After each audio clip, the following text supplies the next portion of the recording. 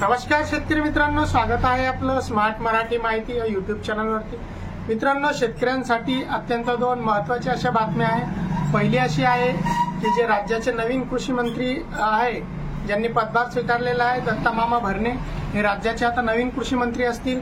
आणि दुसरी महत्त्वाची बाब म्हणजे जे पीक विम्याबाबतची होती का पीक विमा यंदा जे सरकारने बदललं होतं, 1 रुपयात पीक विमा बंद करून प्रीमियम भरून जे पीक विमा होता, तर त्यामध्ये असं झालं होतं की पहिले 20 जुलैपर्यंत जे आहे तर सर्व शेतकऱ्यांनी पीक विमा भरण्याकडे पाठ फिरवली होती।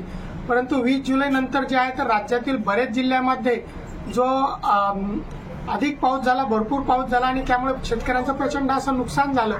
तर त्यानंतर जे आहे ते शेतकऱ्यांचा पीक विमा भरण्याकडे कल हा वाढलेला होता। परंतु दरवर्षीप्रमाणे शेवटच्या टप्प्यामध्ये साईटवरती तांत्रिक बिघाड, साईट न चालणे, बरेचसे शेतकऱ्यांचे जे आहे ते अजूनही फार्मर आयडी बनलेले नव्हते, त्यामुळे ते शेतकरी ते विमा भरण्यापासून वंचित राहत होते। हीच बाब लक्षात घेऊन शासनाने जे आहे तर पीक विमा भरण्यासाठी आता 14 ऑगस्ट पर्यंतची ही मुदतवाढ दिलेली आहे की जेणेकरून ज्या शेतकऱ्यांचे नुकसान झालेले आहे किंवा ज्या शेतकऱ्यांचे विमा भरायचा आहे, आता शेतकऱ्यांचे बरेच शेतकरी बाकी आहेत, तर कोणतेही शेतकरी हे विमा भरण्यापासून हे वंचित राहू नये ही बाब लक्षात घेऊन जे आहे ते सरकारने 14 ऑगस्ट 2025 पर्यंत जे आहे तर खरीप पीक विमा भरण्यासाठी मुदतवाढ दिलेली आहे।